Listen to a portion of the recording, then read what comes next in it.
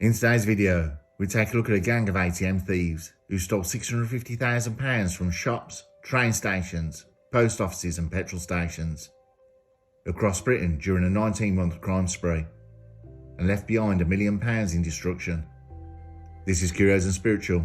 Let's dive into the case, or me, I prefer to belly flop, as we look at the robberies, the police investigation and the trial.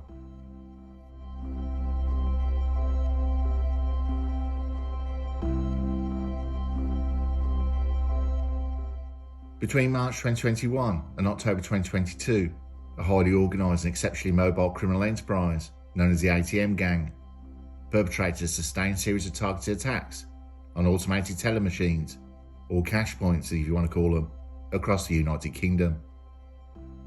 This was not a loosely affiliated band of chance burglars or amateurs. Rather, it was a carefully constructed network of professional criminals, led by a central trio who masterminded operations with precision and who kept learning from each job. Their coordinated efforts resulted in the theft of more than £600,000 in cash, with the total damage to infrastructure, property and vehicles exceeding a staggering £1 million. The gang's activities ranged from rural fringes of Scotland to the urban corridors of southern England, highlighting both the scope and the sophistication of their criminal enterprise. So let me take you through a time perspective and chronological order of the activities of these ATM raiders. I'll take you through the gang, the operational methods, known attacks, investigations by police, and the legal prosecutions that followed. A very significant case of modern organised crime in the UK.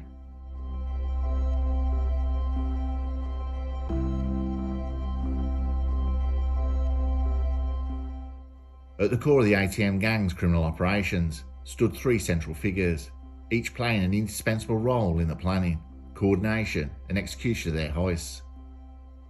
Patrick Gilheeney, aged 34 years old, from Loughborough in Leicestershire, had a long-standing criminal record and was no stranger to law enforcement. Known for his ruthlessness and logistical prowess, Gilheeney was prominently involved in the physical break-ins and served as a tactical leader during the operations. John Smith, aged 32 years old, in Spalding, Lincolnshire, served as the logistics coordinator. Smith's responsibilities include the orchestration of vehicle thefts, route mapping, and the coordination of support teams. He managed communications and often used burner phones to avoid detection. Tally Smith was related to John Smith and functioned as the group's quartermaster. He oversaw the acquisition of tools, sourcing of safe houses, and concealment of stolen goods and equipment. The trio operated clearly defined roles, reducing internal chaos and maintaining a tight structure. Their ability to organise, communicate securely, and rapidly execute complex break-ins was reflective of an organisation that had learned from their past mistakes and had continued to evolve. The gang's operations extended well beyond its central leadership. A crucial component of their success was a diverse support network composed of trusted associates, some of whom were relatives or long-standing acquaintances. Alfie Boswell, 32 years old, and William Boswell, 24 years old, both from Bagworth, Leicestershire, acted as vehicle scouts, are responsible for the stealing and alteration of those vehicles, including the installation of clone registration plates and concealment in isolated storage sites. Gordon McPhee, 37 years old, from Edinburgh, served as a primary liaison for operations conducted in Scotland. He facilitated local intelligence, storage of tools, and integration with Scottish-based contacts. Sarah Haynes, 35 years old, Victoria Smith, 35 years old, and Rosie McAllister, 28 years old, contributed in logistical capacities. These included arranging travel, providing accommodation during extended stays in targeted regions, and in some cases monitoring police activity through radio scanners. Francis Gilheeney, 33 years old, was also known by the alias of Kathleen Connors, played a dual role. Apart from being related to Patrick Gilheeney, Francis was instrumental in laundering the proceeds of the burglaries and maintaining a network of unregistered cash couriers. This ensemble ensured that each operation was executed with minimal outside interference and maximum efficiency, reinforcing the criminal enterprise's capacity. In layman's terms, no outsiders, and this keeps the gang in action and moving. Police started to release CCTV videos from a heist in Nottinghamshire, which sees a dark van smash through glass doors of a building. Two hooded figures then jump out the vehicle and rush towards the cash machine, before trying to force it open with heavy tools. One man then attaches a strap from the van to the ATM before the vehicle drives away, ripping the machine from the ground. The duo load the cash-filled machine back into the van before driving off, smashing through the doors once more. In Southampton, CCTV shows a video of the gang park up beside an ATM in a white pickup truck. They then attach straps to a machine and carry out the same manoeuvre, forcing its doors to open and heading off with the cash.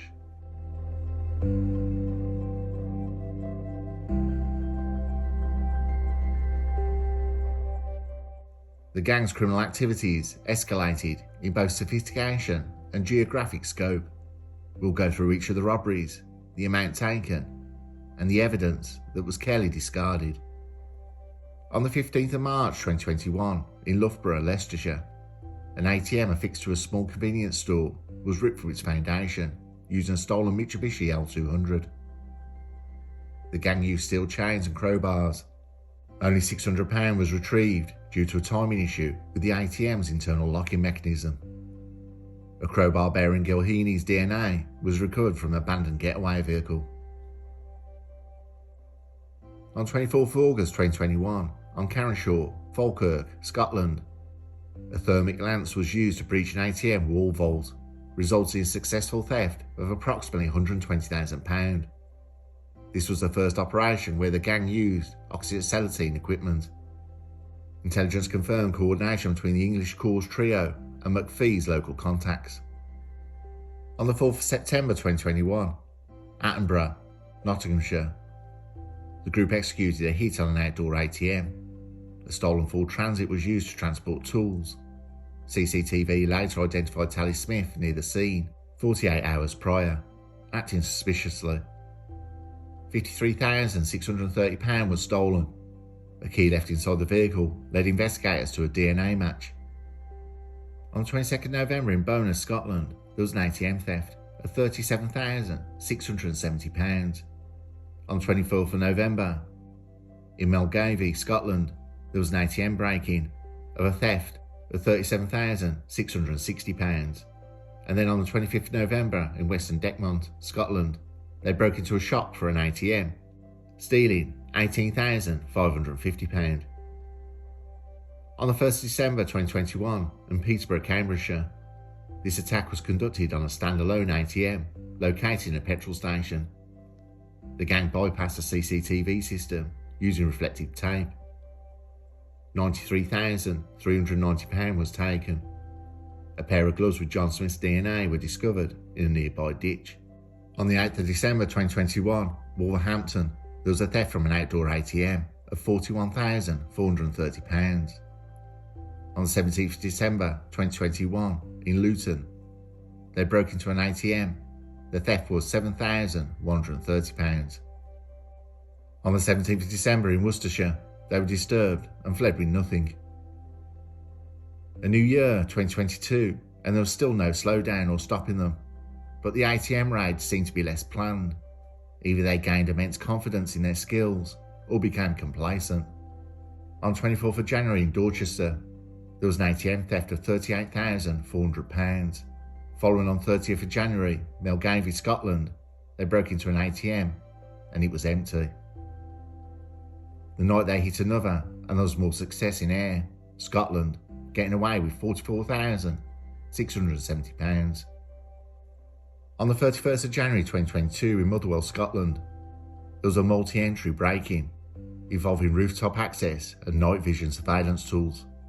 The gang breached the ATM's reinforced casing. £123,970 was stolen. Damage to the premises exceeded £50,000. Forensic investigators noted footprints leading to a wooded area, where additional tools were recovered. On February the 1st, 2022 in Livingston, Scotland, they broke into a shop, but the cash machine was empty. On the 6th of October, 2022, on East Midlands Parkway, they were disturbed and abandoned the ATM, getting away with nothing. On the 7th of October 2022 at Southampton, after 2 jobs at netting nothing, their final documented heist, the gang struck at an ATM attached to a busy retail park. Using 3 vehicles, including decoys, they created confusion among local patrols. £35,510 was stolen. Multiple witnesses reported high-speed convoys leaving the area. 2 vehicles were recovered with clone plates. Police report the attacks and revealed a consistent pattern: advanced planning, geographic variation, swift execution, and calculated exits. Each event demonstrated increasing technical competence and logistical finesse. The grand total was £652,610, with over £1 million worth of criminal damage.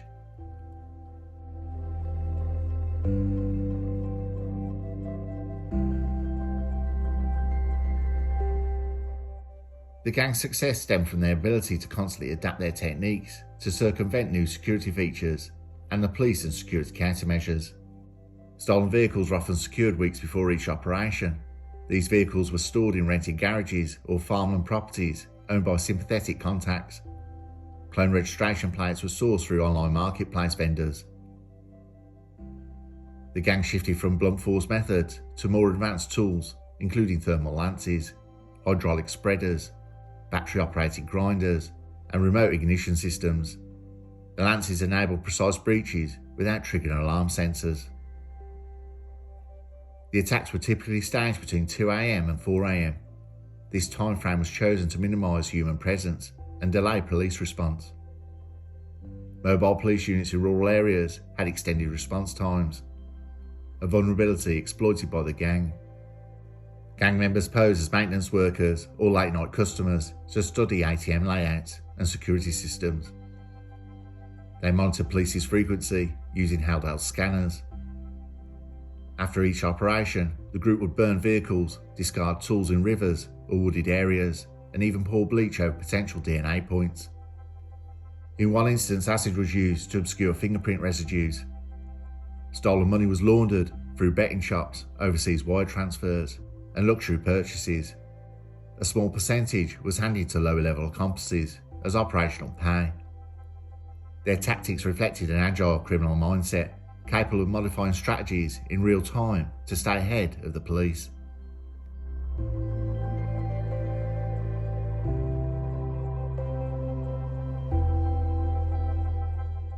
The unravelling of the ATM gang began with collaboration. The East Midlands Police Operations Unit that spearheaded the effort, coordinating with Police Scotland, with the National Crime Agency and regional forces across affected jurisdictions. The gang was found to be using 2 methods of attack.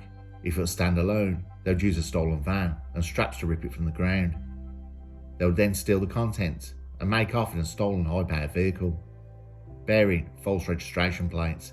For those machines situated in a building, the gang would use power tools or vehicles to smash through the doors. They then used drills or other tools to access the contents of the ATM. Again, they'd flee with the cash in a stolen car on false plates. The key elements of the investigation included forensic evidence. DNA collected from tools, gloves and vehicles yielded hits on a national database. Multiple matches led to warrants. There was surveillance footage of more than 130 hours of CCTV. Sources were analysed. Unique clothing items, facial recognition software assisted in positively identifying suspects. ANPR technology. They were using licence plate recognition systems, cross-referencing timestamps and plate data, providing travel patterns consistent with the crime scenes. There was telecommunications monitoring. Disposable phones were tracked using tower pings. When suspects reused locations, triangulation data became admissible as evidence. A breakthrough came in January 2022, when Gilheany and John Smith travelled from Peterborough to Scotland in a Fiat motorhome and returned to the Midlands a few days later. Also making the same journey was an Audi RS4, both on false registration plates. During that time, there were 4 ATM attacks across the central belt of Scotland. Footage and CCTV, including the Audi, stolen from Merseyside a few months earlier, found burnt out in Huntingdon. They recovered Scottish banknotes, drills and saws, and receipts for such items such as face masks, gloves and dark clothing. Meticulous investigation and forensic examination of seized items brought each person into the frame. Gilheany's DNA was found on a crowbar left at the scene used in the attack on Loughborough on the 15th of March 2021, and Tally Smith DNA was found on a key to a stolen transit van used in an attack in Attenborough, Nottinghamshire in September 2021. In November 2022, simultaneous raids were conducted at 14 properties across Leicestershire, Lincolnshire and Edinburgh. In November 2022, hundreds of officers and staff from 7 forces contributed in the execution of a number of warrants. Among the significant arrests, items seized include stolen high-powered vehicles and car parts. They found further high-value vehicles and motorhomes, more than £30,000 in cash and 2 imitation firearms. Attempts by the gang to throw police officers off the scent by communicating only with burner phones while travelling between attacks were in vain. Equipment also recovered, including gas canisters, thermal lances and CCTV jammers. 22 individuals were taken into custody. Of these, 10 were charged with conspiracy to commit burglary, criminal damage and money laundering.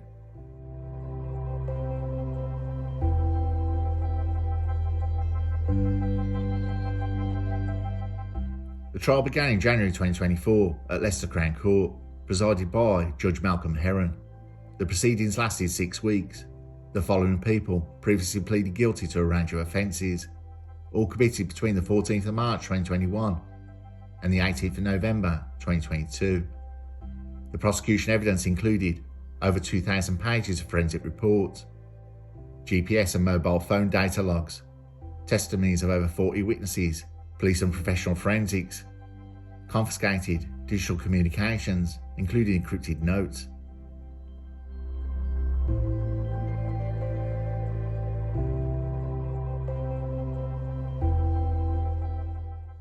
Patrick Gilheany, aged 34 years old, was sentenced to 7 years and 6 months imprisonment for conspiracy to commit a non-dwelling burglary with intent to steal and conspiracy to steal from another.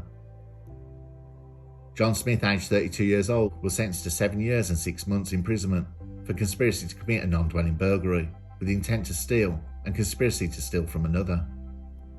Tally Smith, aged 34 years old, was sentenced to 6 years and 8 months imprisonment for conspiracy to commit a non-dwelling burglary with intent to steal and conspiracy to steal from another.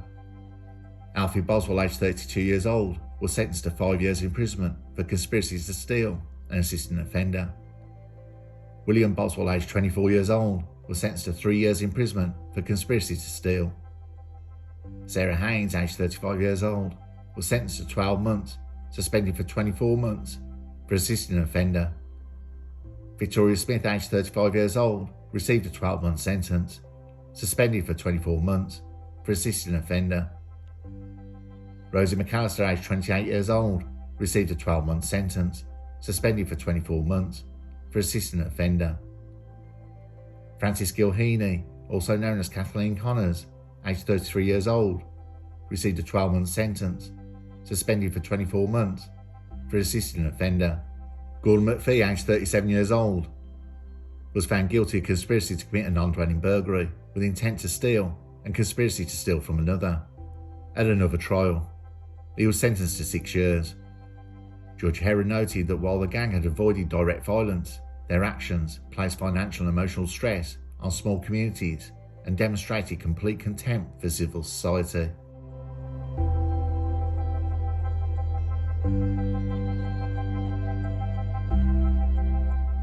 The gang's operations had lasting repercussions across the regions they targeted.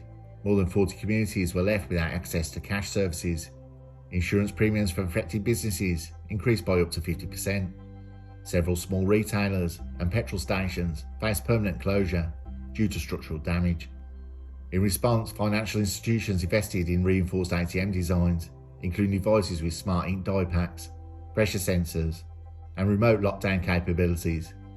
This seemed to work as theft of ATMs dropped by 95%. The new crime wave, the gold rush, was over.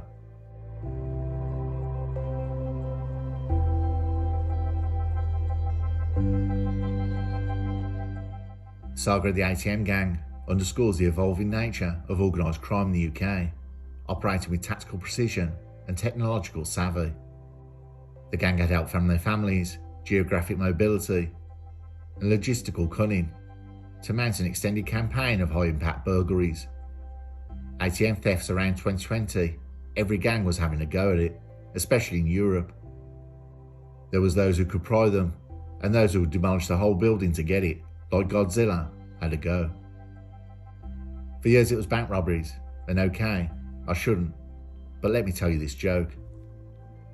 A robber walks into a bank and shouts this is a robbery and hands over a bag to the bank teller. Customers all put their hands up in shock. The robber is handing back the bag full of money. The robber then turns to one of the customers and asked him, "Did you see me rob this bank?" The customer said yes, and the bank robber, bang, shoots him stone cold dead.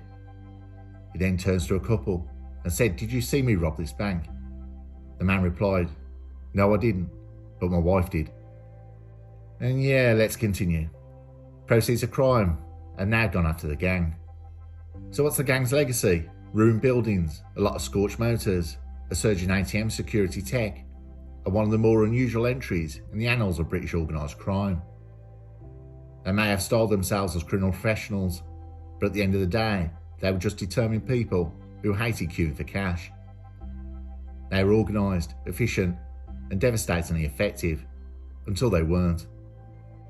Their downfall was less a result of dramatic slip-ups, and more of a slow, inevitable crumble under the weight of evidence, and some really, really unlucky glove choices.